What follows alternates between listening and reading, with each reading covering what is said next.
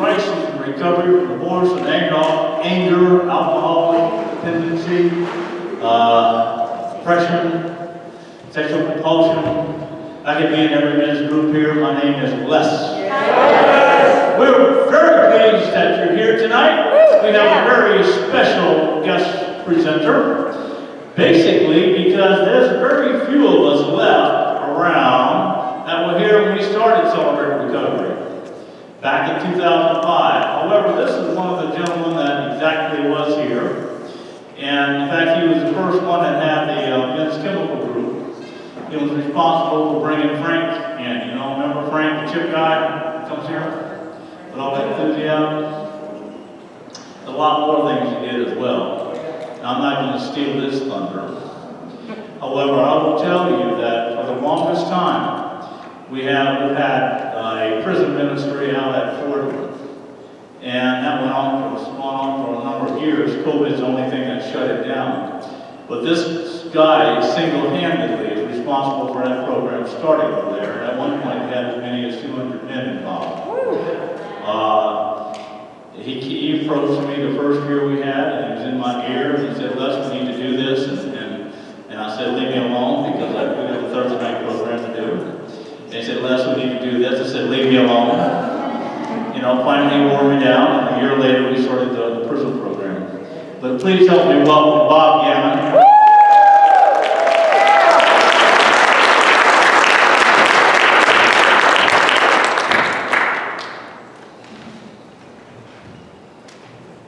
Bob used to have a red truck. Red and white red truck. It's got 18 million miles on it. He took me down to I think it was Nashville, Tennessee one time in that red and white truck. And then we decided to come back. And this Marine recon, who knows about geography and all, lost me somewhere in the Illinois woods. And I'm real nervous until we cross back to Mississippi.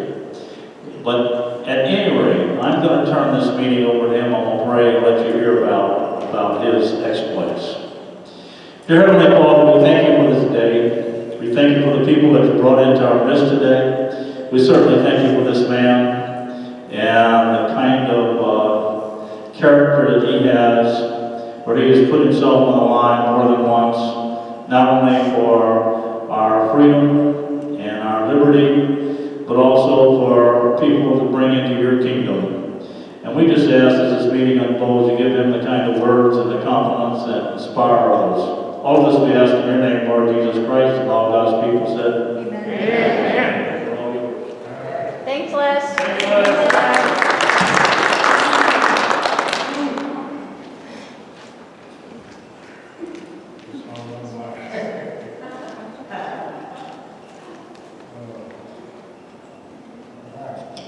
My name's Bob. I'm a faithful believer. I struggle with anger, divorce, post-traumatic stress. I'm kind of like Les. If you listen to what Les struggles with, I probably have a few more. Eyesight's going on.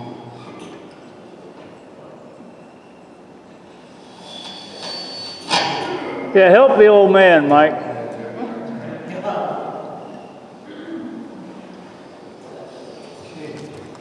I'd like to tell you a little bit about or give my testimony about what's happened to me since summer recovery. It's never too late. I was 60 years old when I walked through the doors. I'm 78 now. But I came here to help him because I didn't have any problems. I'm still chemical defensive here 18 years later, working on problems I didn't have. But this program has definitely changed my life. I'll just tell you a little bit about what's going on in my life today. And it all started right there in this room. Here's some of my testimony now about a miracle that happened to me. And the miracle got out, and I was asked in the capital to speak at a couple conferences over here.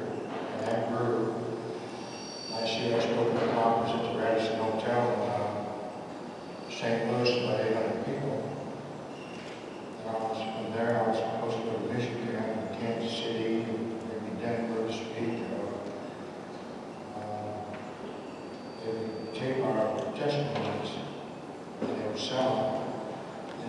stacks in our table, and they sold them out twice.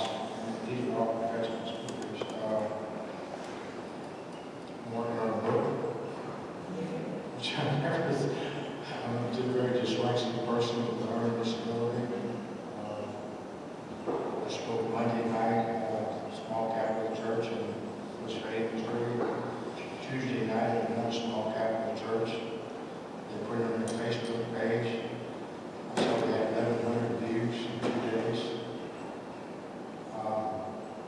It's humbling.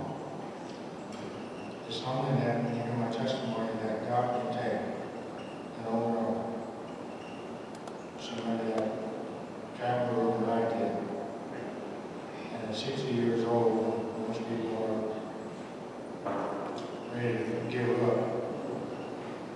And at 78, my life was taking some great turns. Very dysfunctional home, alcoholic father, serious learning disability, left-handed, 35 tours. My first 2 years, I had lives every recovering. I just want to thank the blessed and very my ministry is reaching hundreds of people. I think when we had the book done, we got over 200 pre-orders. I'm kind of in a state of shock. Coming from where I did, and the kind of life I did, and all of a sudden, but the reason I tell you that is not to fill myself up. Just don't ever sell yourself short of what God can do in your life. It was in the early months. I was serving as a platoon sergeant of the 3rd Platoon Charlie Company, first year kind of July Vietnam. I'm 23 years old at the time. A large number of Viet Cong had been reported about 10 to 12 miles from our base, probably often planned an attack on the base. And I was sent to that region with 3 other Viet Cong Marines to try to locate. Let's move this mic closer to your mouth. Your mic is close to the top. Where is it? Yeah. We're trying to handle it. Okay. We were dropped in by helicopter and made our way to a small mountain overlooking a large rice paddy. And on the south side of the rice paddy was a village. And the second day of our mission, about 80 Viet Cong came out of the jungle and began training in front of us. I made a decision to call artillery on the Viet Cong. I had 16 155 officers assigned to the mission. Most of the time we called for a spot around and then make any corrections off that spot around because wind and atmospheric dampness in air can affect the accuracy of the rounds. But I knew if I fired the spot around, the Viet Cong would just disappear into the jungle before we could inflict any damage on them. So I gave the command fire for effect, which means fire all 16 guns. The rounds fell well short of the target. Most landed in the village. And before we could get to command ceasefire relayed to the command post, I heard another faint sound of 16 booms. And I remember praying, please God, don't let these rounds hit the village. There was a short silence, and another 16 rounds hit the village. The village artillery rounds pretty much destroyed the village, and the rest of the day and through the night, we heard the screams and cries of men and women who were badly hurt, traumatized, and dying. Sometimes during that night, I heard the long wail of a woman, and I believe she probably just lost her loved one. The next day, we watched as they buried those kills when the artillery rounds hit. I was in a state of shock. I was devastated. I had just killed a lot of people, including women and children. I kept what happened to that village a secret for almost 40 years. I never told anyone, about my family or my closest friends. For the next 40 or 50 years, I was haunted with nightmares, daytime flashbacks, and the wail of that moment would haunt me to the point of suicidal thoughts. I was medically discharged because of an injury during my second tour to Vietnam. And soon after leaving the Marines is when my nightmares began. At times, a little girl about 7 or 8 years old would appear. She would just stand there and look at me. And I would try to reach out to hold her because I wanted to tell her I was sorry for what happened to the village. But every time I'd reach out to hold her, she would disappear. And I was always confused because she didn't look Vietnamese. She looked like an American child. When the nightmares occurred, the sounds that would happen to the village and the Vietnamese people would play like a recording over and over in my mind for weeks at a time. And I would always go into a deep depression. I didn't tell anybody what I was going through. Through the years, I began to isolate myself from my family, my children. I seldom went to any family functions or even visit my kids. I would only sleep about 3 hours a night. I'd go to bed about midnight. I'd be awake about 3 o'clock in the morning. I was working for the pipeline and I'd be staying about a mile from where my kids lived. I was living in Springfield. One of my kids lived in Jeff City and one in St. Louis. And I couldn't visit them. It was a barrier, a wall of defense that we built up on the battlefield. No close relationships with anybody, not even our children. Like many veterans with PTSD, my coping skills was alcohol. Holidays were always bad. I think of the families of men that I lost in Vietnam, the sadness these families had to endure on these special days. The village would also haunt me at Christmas time, thinking of the families in that village and the extent of their injuries, how many children were killed, how many are missing arms or legs or blind, how many were traumatized for the rest of their life. I didn't feel I had a right to celebrate any holiday. I didn't want to buy anybody anything. And I didn't want to get anything. I didn't want to receive any presents. I just wanted to be alone. In 2006, I joined CR here at Ridgecrest Baptist Church, and I was a small group leader for the Chemical Defense Group for about a year. And then Les talked me into going out to the prison.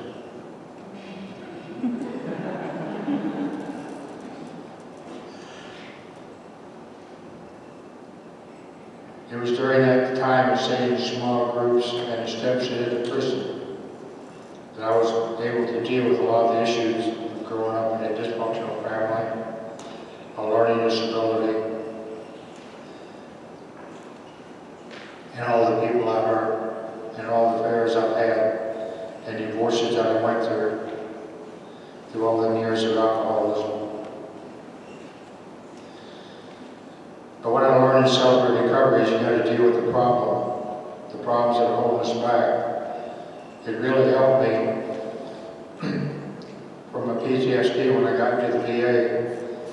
I got to a program called long-term exposure treatment. And you have to deal with the worst issue that you experience, and that was the village. And at that point in my life, I could not talk about that village. I could not mention it without crying, serious crying. So when I got to the program and they told me to talk about it, I was crying so hard I almost threw up.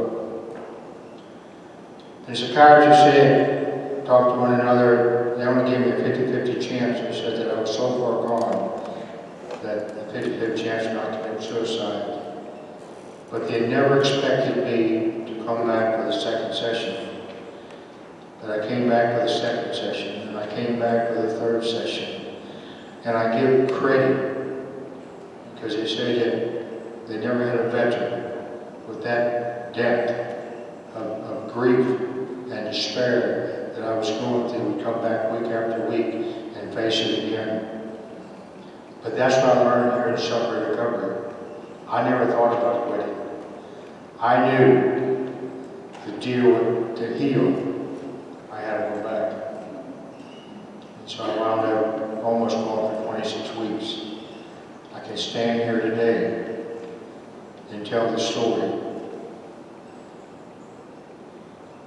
In 2008, I would just mention the story. And I think when I first came to start telling the story, how many emotional breakdowns I had up here.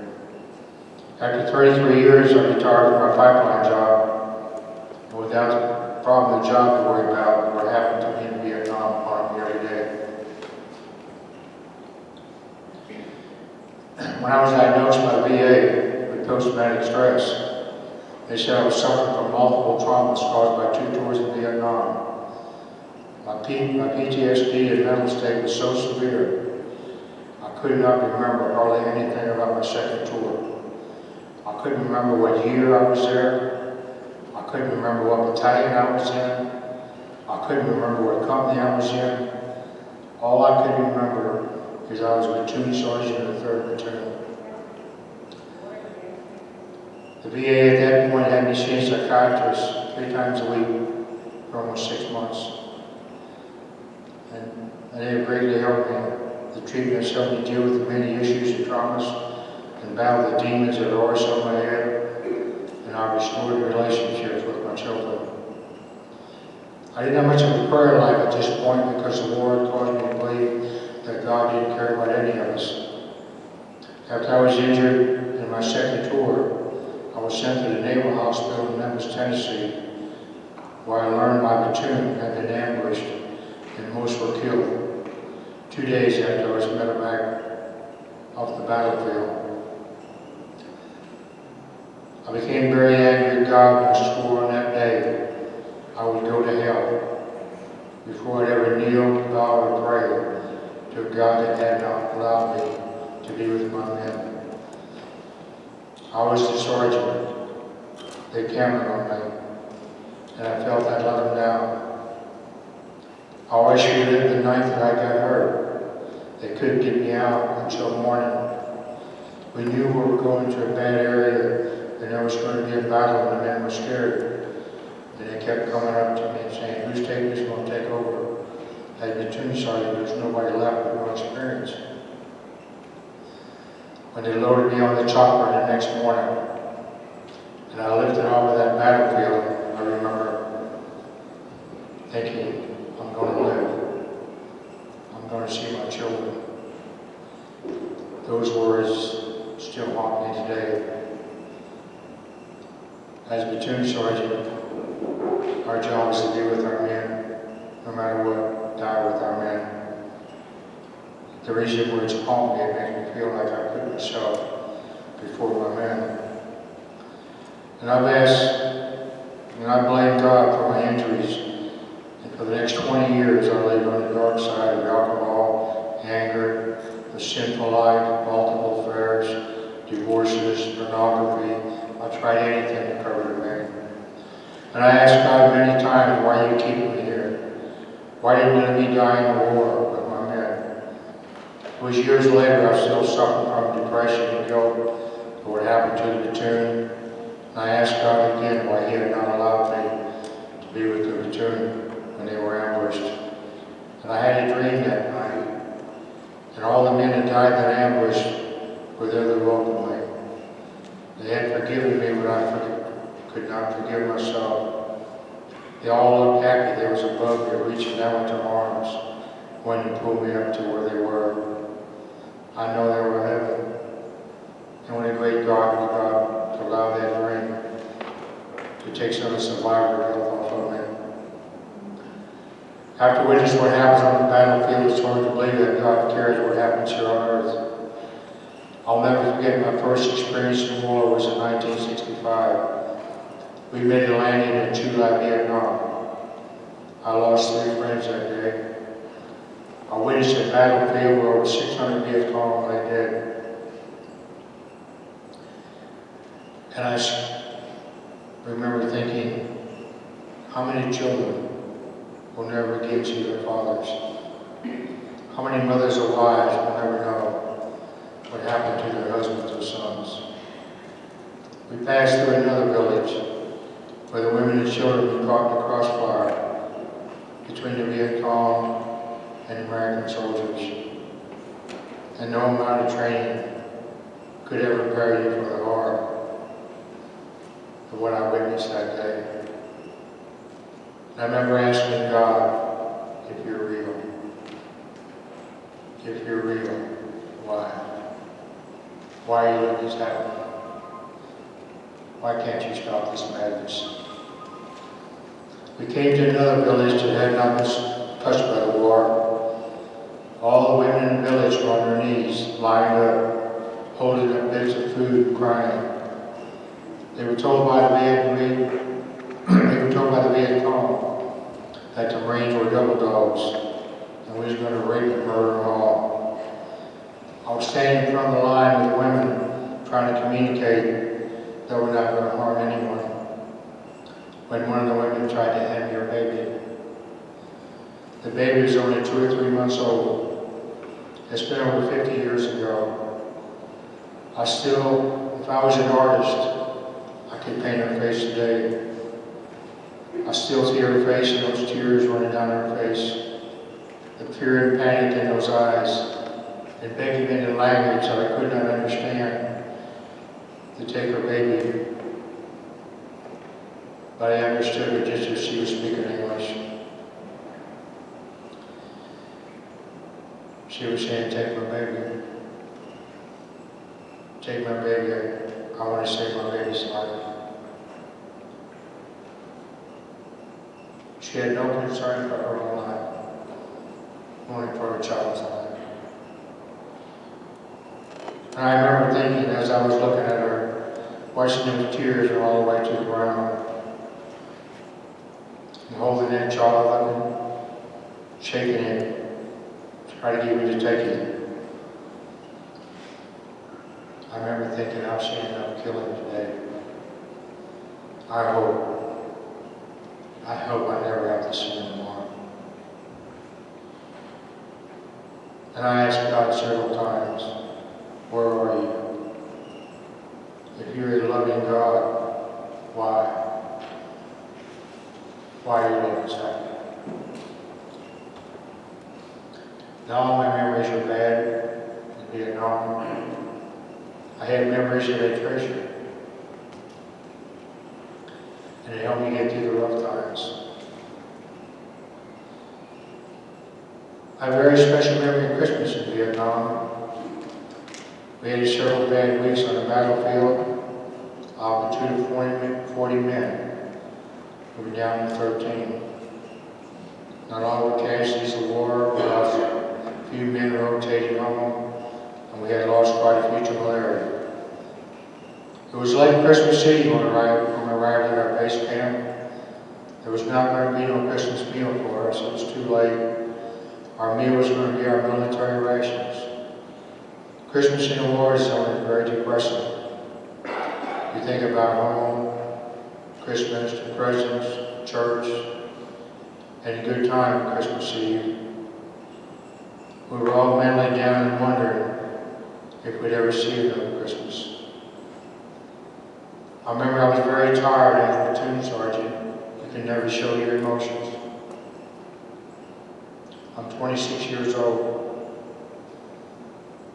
I remember the man used to tell me, I wish I was like you, Sarge. You ain't scared of nothing. They call me Sergeant Rock. But the truth is, I was just as scared as they was. I was very tired.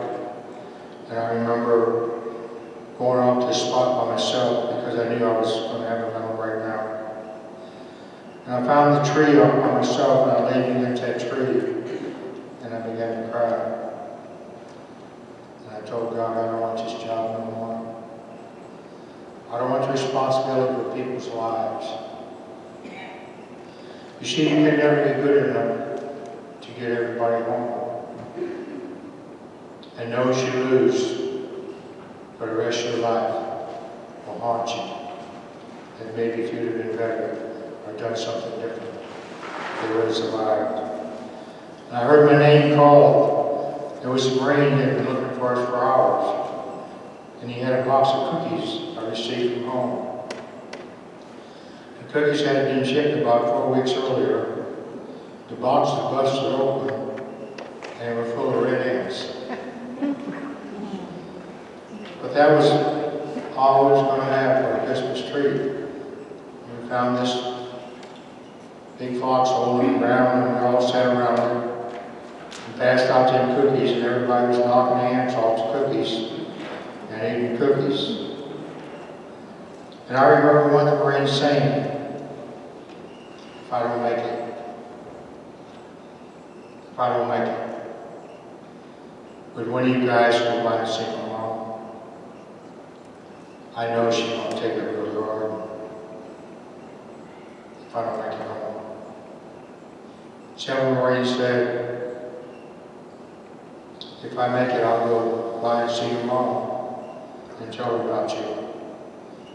Then another Marine said, my daughter was only 3 months old when I left home. She don't know me.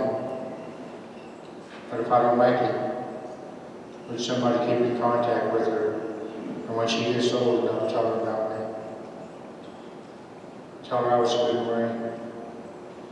Phone numbers and addresses were exchanged, and commitments of those that would make it home alive would visit the families of those Marines who didn't make it home.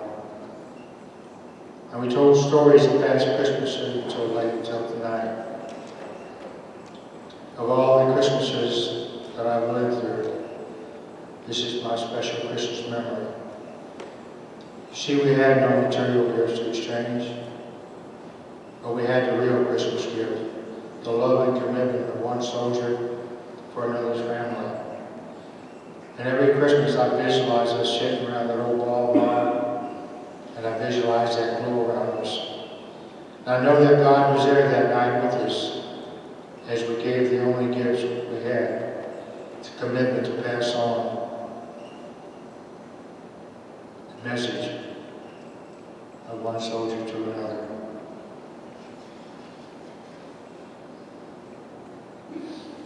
One night after 20 years of living this alcoholic life, I get borrowed. I was sitting in my company truck in South St. Louis, and I began to cry. I was tired of all the people I'd hurt.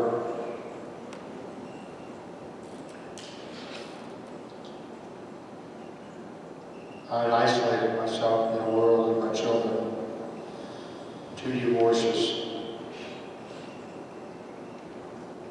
And I felt that hard thump on my shoulder, and a voice said, it's almost over.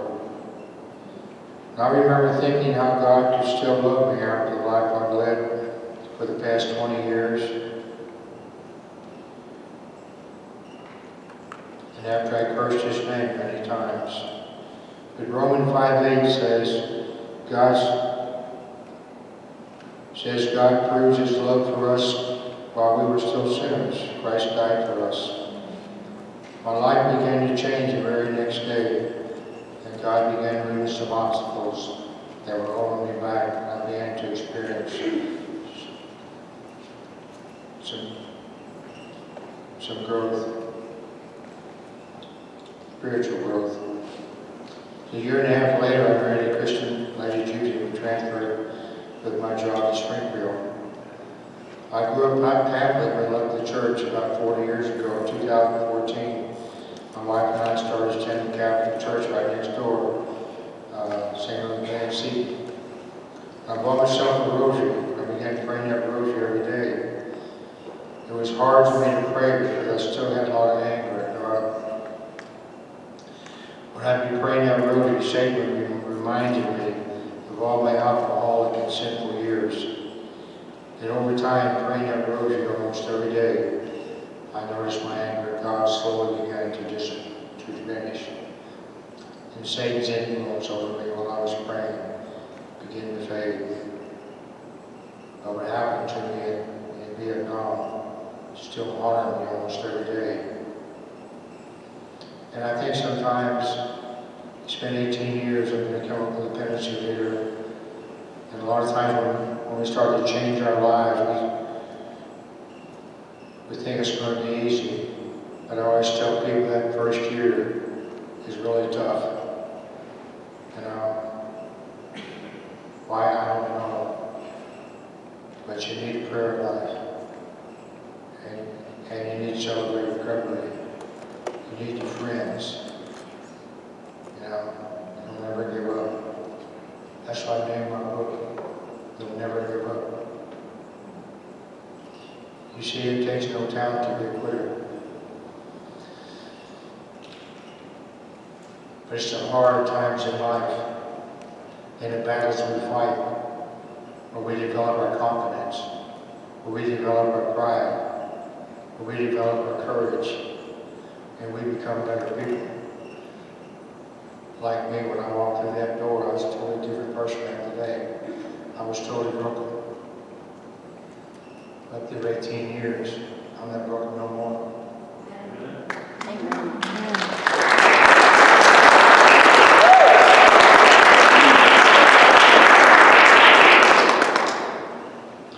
I still do some work for a pipeline company I retired from in 2007. I was working in Texas and I had to go to Walmart to pick up some supplies. I was standing in the checkout line and a small child started crying and then screaming.